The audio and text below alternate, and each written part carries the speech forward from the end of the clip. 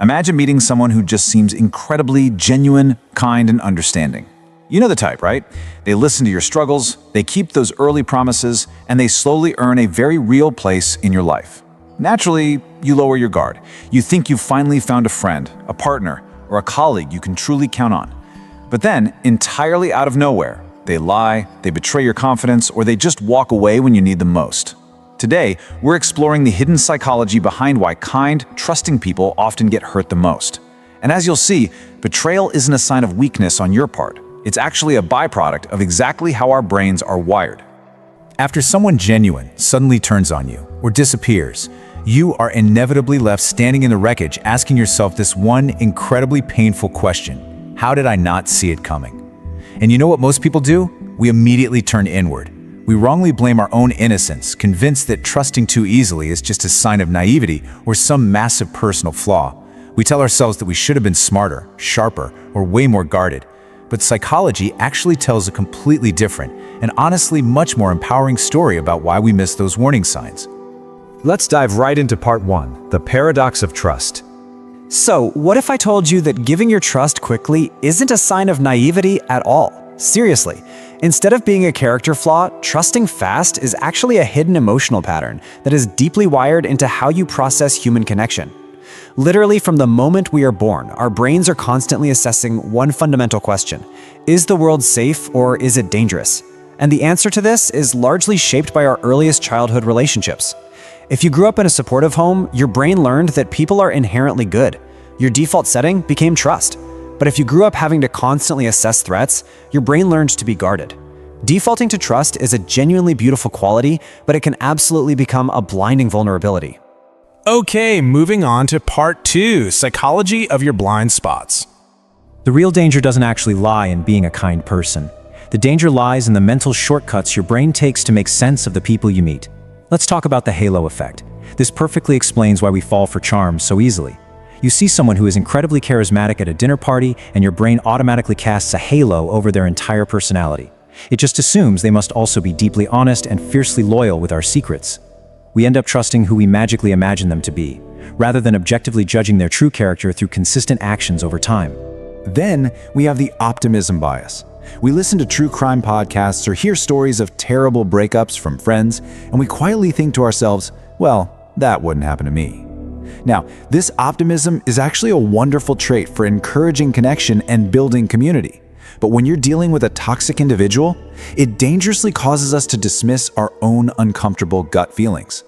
We use our optimism to systematically explain away the totally obvious warning signs sitting right in front of us. And this brings us to what might be our most dangerous blind spot: psychological projection. If you have a highly empathetic and kind heart, you just naturally believe others think and feel the exact same way you do. Because you would never intentionally deceive a coworker or manipulate a friend, your brain subconsciously assumes that other people wouldn't do it to you either. It's wild, but you are projecting your own beautiful moral compass onto someone who might not actually have one at all. So, let's flip the script and look at part 3, how manipulators fake genuine trust. The deeply unsettling truth here is that the people who eventually betray your trust rarely begin by looking suspicious. In fact, they often seem perfectly aligned with you. They utilize what psychology calls the liking principle. This is just the reality that we are naturally more likely to trust people who make us feel seen, appreciated, and emotionally connected. But there is a massive, fundamental difference between fast trust and earned trust. Manipulative people do not force trust, they artificially create it at a really rapid pace. Genuine, earned trust is built on actions, honesty, and consistency repeated over a long period of time. So how exactly do they manufacture that fast trust? Well, they rely on a specific toolkit. First, there's love bombing. This is where a new romantic partner, for example, showers you with attention, compliments, or affection way earlier than any healthy relationship naturally would. Then there's mirroring. This is where they strategically reflect your exact interests, values, or life experiences right back at you, so you feel a profound instant connection. It literally feels like you've found a soulmate or a best friend, but it's actually just an artificially created sense of fake safety. Once they have successfully made us deem them as safe, our own brains lock the trap using confirmation bias. Once we believe someone is good, our brain works overtime to protect that belief.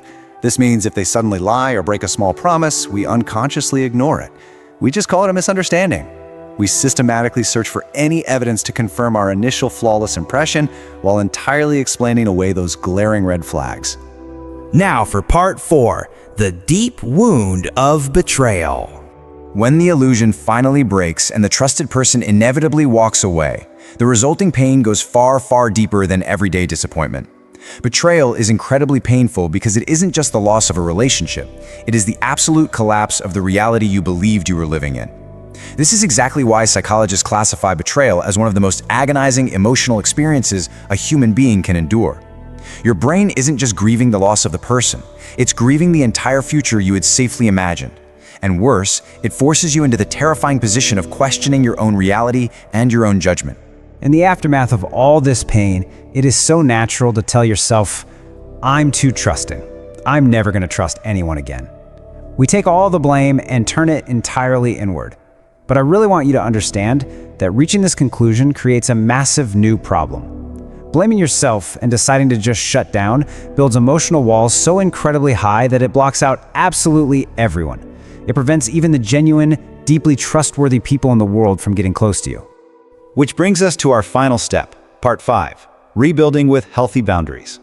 So how do we protect our beautiful kindness and empathy without retreating into total cynicism and isolation?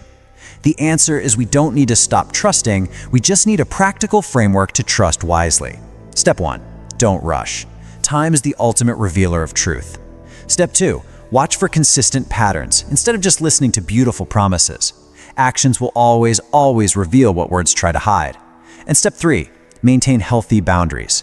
You trust wisely by observing exactly how people treat you when they have absolutely nothing to gain from you. Always remember, real trust isn't blind, it's patient. If you have been betrayed before, please know that someone else's betrayal reveals everything about their poor character and absolutely nothing about your value. Being compassionate and open-hearted is for sure not a weakness. Protect your heart with boundaries, yes, but never ever lose the powerful kindness that makes you who you are. The strongest people aren't the ones who never trust, they are the ones who learn from the pain without letting it harden their hearts. As we wrap up this explainer, I want to turn this over to you. Have you ever trusted someone who completely changed the way you see people? What specific lesson did that experience teach you about setting boundaries or recognizing real trust? Take a moment to reflect on your own experiences, and please share your stories and lessons in the comments below. Sharing not only helps you process the experience, but it fosters shared learning and genuinely empowers others who might be going through the exact same thing right now. Thank you so much for exploring the hidden psychology of trust and betrayal with me today.